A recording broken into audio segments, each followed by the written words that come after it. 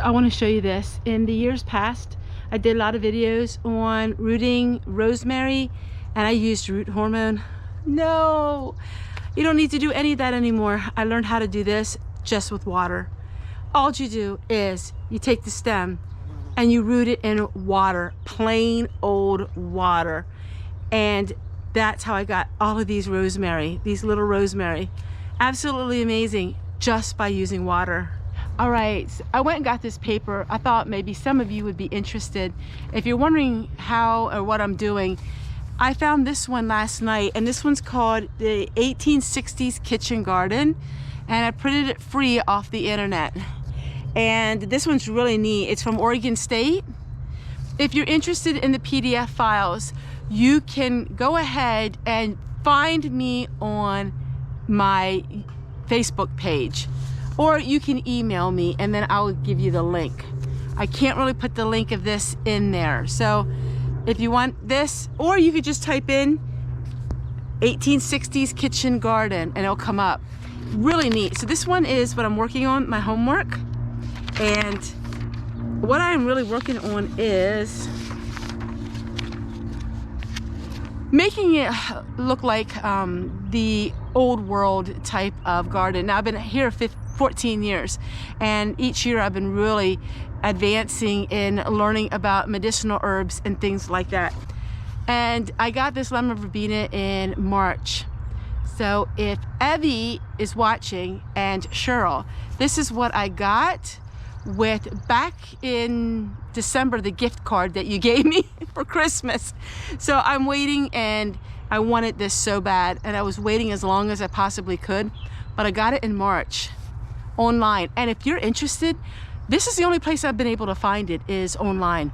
Lowe's used to have it, the home store, but I can't find it there anymore. But I do have a link on Amazon that actually you can get the live plant. But this is it, lemon verbena. Way back. It was my Christmas gift. But it's a little chilly yet to be planting it out, but it really needs to be planted out. So I'm gonna do like in the old days. I have this old glass jar.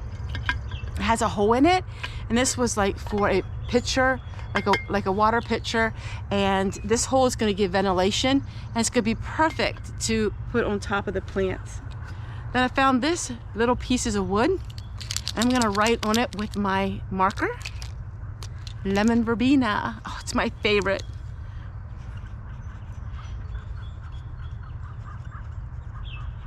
Lemon verbena, and I'm going to place that right beside it.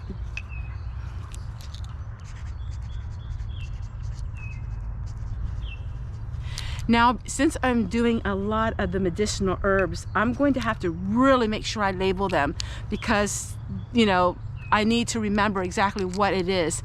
Right now, I have over 30 different medicinal plants, and I'm hoping to have more and more and more. And I want to have it like in Thomas Jefferson's day. So a lot of the plants I've had over the years, some were expensive and some were not too bad priced. But basically now the medicinal seeds, Amazon has most of them. They're anywhere from $4 to $6 a pack. But the thing is this, 99% of them, once you plant them once, they'll come up year after year after year. So you're only initially having to spend it. So when I get in, in the house, I'm gonna work on more of this. But my lamb's ear, I have lamb's ear, and that was used in colonial times for bandages and help cover wounds. You know, we have to think about it. In those days, you know, they didn't have stores. So they used the medicinal herbs to help heal themselves. All right, let's go down to the garden, my favorite place. So last year's lemon verbena is right here. And the year before it came up, the second year. I'm still holding out on that and hoping that it'll come up. But I'm not sure. It looks pretty dead. So what we're gonna do is we're just gonna plant it right here. I have a very large garden. I'm very thankful for that. Here's just a sample of the medicinal herbs that I have in my garden. I actually have probably 50 more than what's shown here. I am working on a higher advancement in propagation and in starting seeds and stratifying seeds. But I wanted to show you these here are fairly easy to grow, and this was in Thomas Jefferson's garden.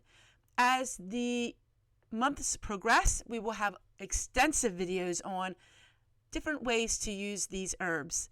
They're really fun to grow, and if you grow them by seed, you can grow them from anywhere from $3 to $5 for a pack of seeds. The tricky part of YouTube videos is my plants are growing faster than what I can actually film. And while this was only a few days ago, I'm going to have to insert photo and videos of actual today because everything is growing by leaps and bounds. And the garden is changing every day. This garden is changing crazy. So here is what it looks like today, and tomorrow will probably look even more different because all of these perennial herbs are coming up. Now, with the herbs that I shared with you, they are perennials. You plant them once, they come up every year, but you have to be diligent and harvesting them and keeping them in control, or they will take over your whole property. But it's a fun time when you have a couple years worth of plants because you can harvest so much.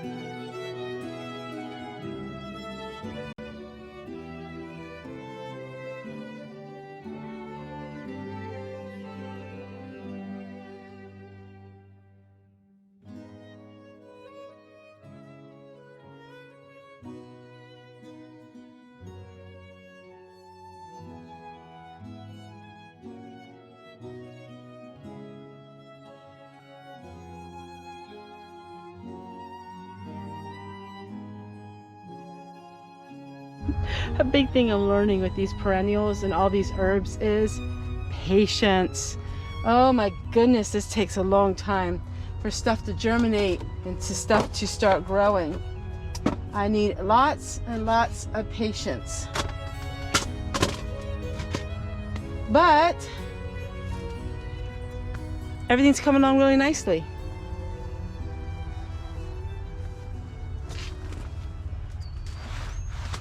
I'm gonna go ahead and I don't know if I need to water. Yeah, I should water some things in here. Then I'll say goodbye to all of you.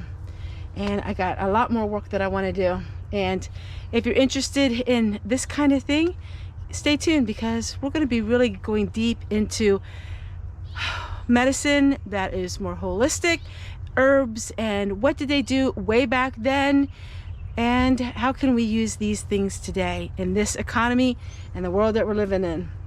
I think that you're going to be fascinated with how little you really need in life and how you can really make a big impact on your life by going back to the old days and finding out what did they do. And these are my tomatoes.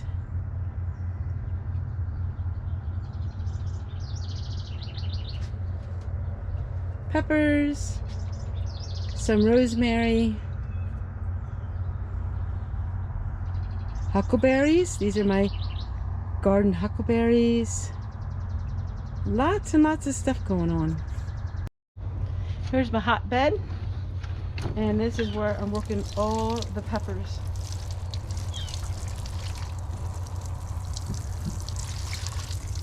amazing. I'm growing peppers this year. Really surprised that I'm able to get these peppers going without any heat mat, any electricity. Hello everyone, today I'm going to do one of my favorite book reviews. Now this is Dr. Chase's Old Time Home Remedies. This is a reproduction of a book, I think it was from the 1700s or the 1800s, I am not sure. 1903, so it's a reproduction. Let me show you the thickness of this book. This book has old time remedies. It talks about nursing and midwife, meals and desserts, beekeeping, household maintenance. This isn't just for all kinds of home remedies for, you know, your body or health. It talks about how to make pies, like everything. It has recipes on all kinds of things with old-fashioned illustrations. Here is laundry. This isn't a wonderful book for reading just for the nostalgia of it all, but the ideas in here, like look at this. This is a huge book. It's got over 900 pages in it. It's like 900 some pages in here. And it is everything that you can possibly imagine. From moles, to pimples, to ointments, to children, to making cakes, to making pies, desserts, breads. It's everything that the homemaker would have needed a book like this for back in the day, and even now in 2026.